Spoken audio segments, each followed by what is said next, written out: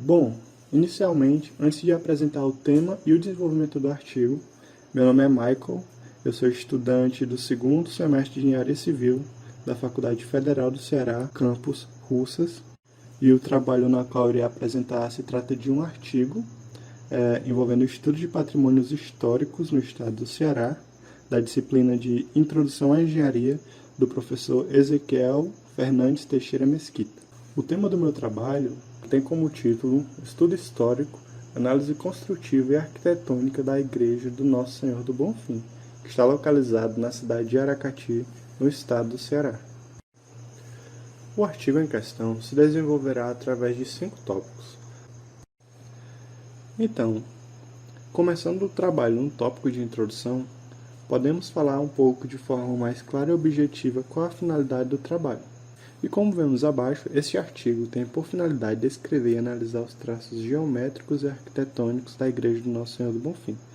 Acrescentaremos um pouco sobre seu trajeto histórico até os dias atuais, desde sua construção e sua transfiguração até os dias de hoje. A igreja está localizada na cidade de Aracati, no estado do Ceará. Tal monumento, considerado Patrimônio Histórico Nacional pelo IPHAN, órgão nominado Instituto do Patrimônio Histórico e Artístico Nacional, tem uma densa representação cultural e histórica para a cidade em que ele está situado. Vemos que nesse slide fala um pouco sobre o objetivo específico de todo o trabalho, que descreve que esse artigo, realizado na disciplina de Introdução à Engenharia, faz parte de um trabalho que é sobre o estudo de monumentos sacrais do estado do Ceará.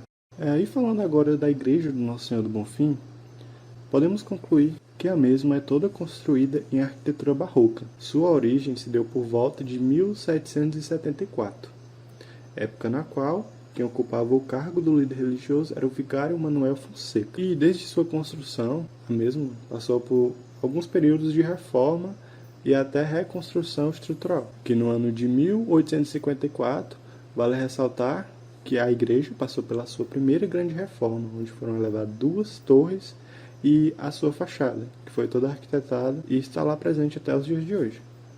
Desde então, a igreja vem sofrendo algumas pequenas reformas. Uma das maiores que ocorreu foi em 1906 e a última agora em 2018. A Igreja do Nosso Senhor do Bonfim, assim como outros monumentos sacrais destinados a cultos religiosos, possui bancos de madeira nobre, espaços reservados para benzer e realizar batismo.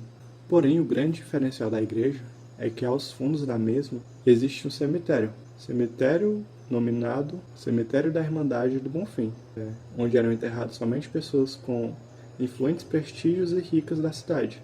Essas pessoas, para serem enterradas nesse cemitério, precisariam pagar altos preços.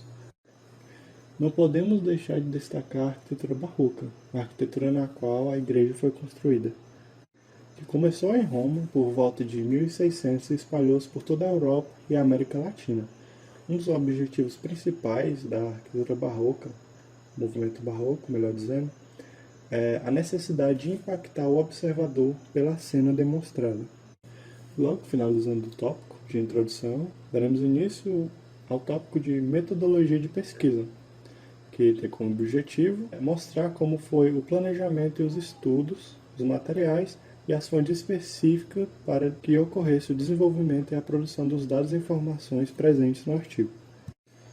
Ou seja, a metodologia para que a produção do artigo fosse possível se deu através de pesquisas em livros, artigos e sites, claro, sempre verificando as informações contidas nesses para que todos os dados fossem coletados através de pesquisas baseadas em dados, estatísticas e com fontes confiáveis, para que os dados dessas fontes e escrituras fossem abordados e analisados de maneiras aperfeiçoadas para resultar em seu melhor aproveitamento. Ou seja, primeiro houve toda uma pesquisa, toda uma análise da veracidade das fontes, para então retirar alguns dados, coletar e transformar em todas as informações contidas nesse artigo.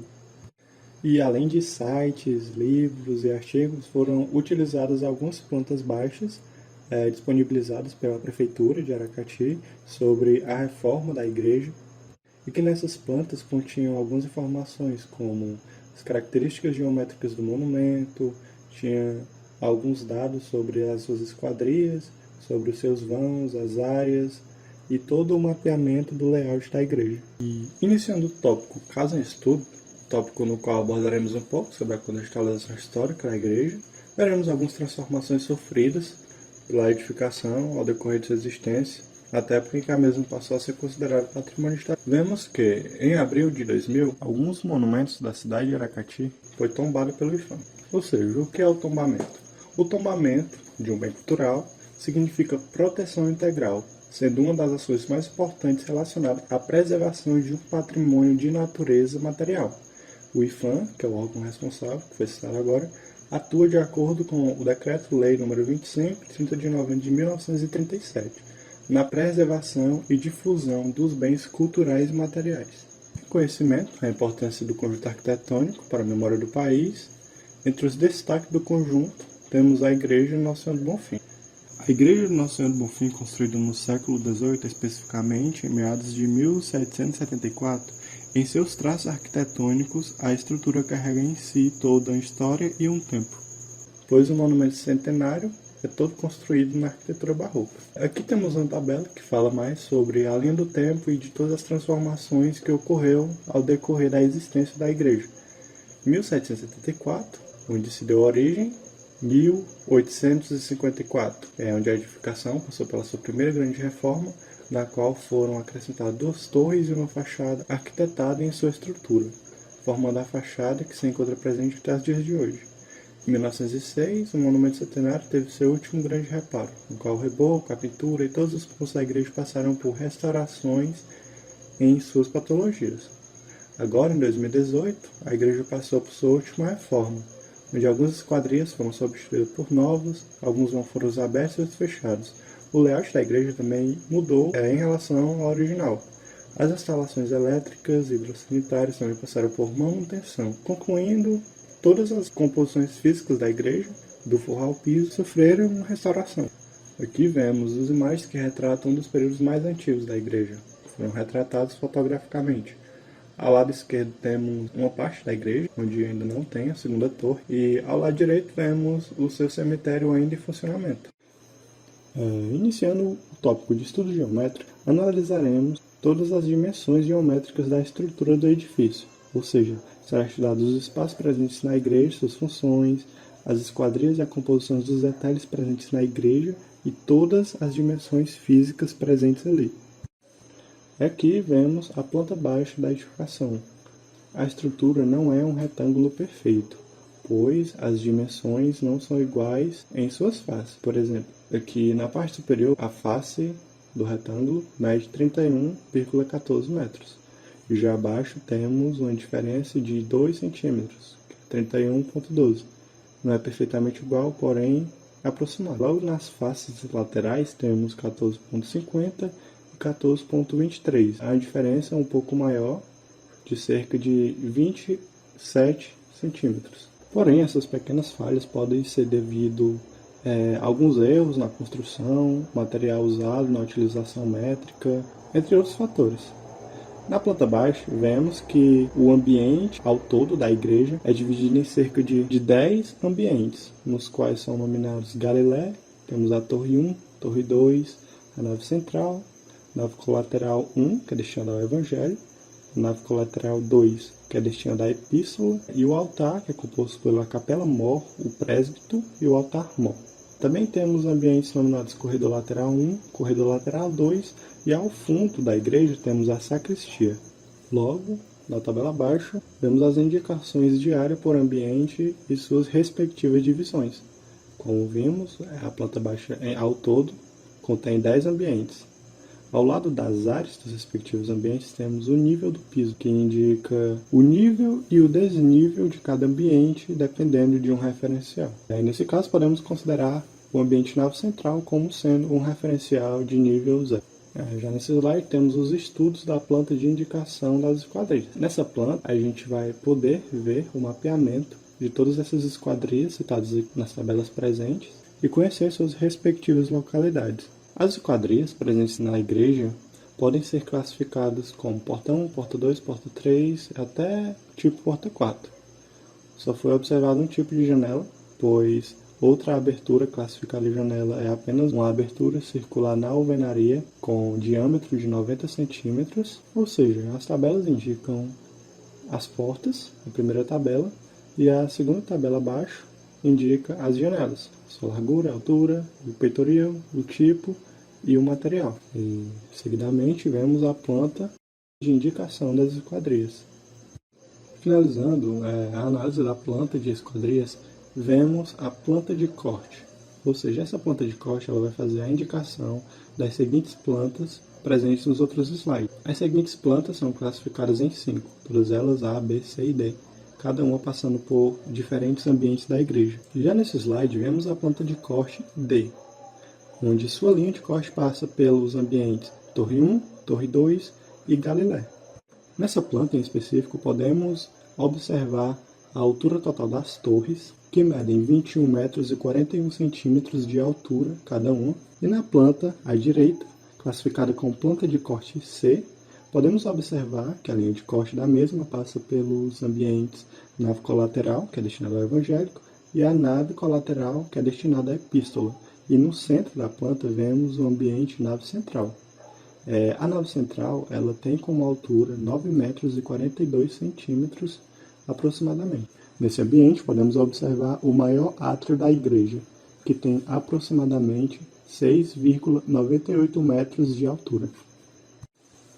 E na planta de corte E, temos que além de corte que passa pela sacristia, a planta nos mostra que a igreja em si tem 2 pavimentos, é composta por 2 pavimentos. Porém, esses 2 pavimentos, o inferior e o superior, no superior só podemos ter acesso quando se trata do ambiente sacristia e no começo que é a entrada na Galiléia, onde na Galiléia o pavimento superior é destinado a uma visão mais privilegiada da igreja e na sacristia esse ambiente é destinado a locais, para os padres, etc. Já na planta à direita, planta de corte B, vemos a representação do altar da igreja aos mínimos detalhes. Tal linha de corte da planta passa pelos ambientes corredor lateral 1 e corredor lateral 2, que fazem intermédio com o ambiente sacristia. E cada corredor lateral possui átrios com altura de 2,75 metros de altura. E finalizando a análise de plantas de corte, vemos a planta de corte B. Nessa planta podemos observar um pouco mais com detalhe o ambiente sacristia. Observamos que a linha de corte passa justamente pela alvenaria, que corta uma das aberturas circulares presentes na igreja, que pode ser considerada uma esquadria fixa de diâmetro de 90 centímetros, uma esquadria circular fixa contendo 90 centímetros de diâmetro. Também é perceptível que a altura do peitoril do andar inferior é de cerca de 3,80 metros. Já o peitoril do andar superior equivale a 3 metros e 84 centímetros de altura. Aproximando-se do fim desse tópico, faremos agora a análise das fachadas da igreja. A foto à esquerda representa a fachada principal da igreja. Nela, observamos cerca de 4 esquadrias, onde 3 delas ficam no andar superior e a outra fica no andar inferior, que é a porta principal. A fachada principal da igreja é composta por 2 torres e uma figura geométrica de forma triangular, onde no centro suporta uma cruz para representar o símbolo cristão. Já nas fachadas laterais, podemos observar cerca de 3 esquadrias, onde 3 delas são destinadas a portas e outras 3 às janelas. Acima de cada esquadria, podemos observar a esquadria fixa na qual foi comentado, onde não tem função de permitir a circulação do vento, porém permite uma melhor iluminação natural dentro da igreja. Essas aberturas presentes nas fachadas laterais da igreja, cada uma tem cerca de 90 centímetros de diâmetro. E aos fundos da igreja temos a fachada na qual não há muito o que falar, pois não há nenhuma esquadria e nenhum detalhamento. É apenas o cemitério, na qual está inativo há um longo período. E por fim, chegamos à conclusão do trabalho. Nesse tópico vocês poderão ver algumas fontes que foram utilizadas, as imagens usadas no slide, algumas referências nas quais foram usadas nos textos abordados. E, por fim, agradeço por acompanhar o vídeo até aqui. Obrigado pela atenção e até mais.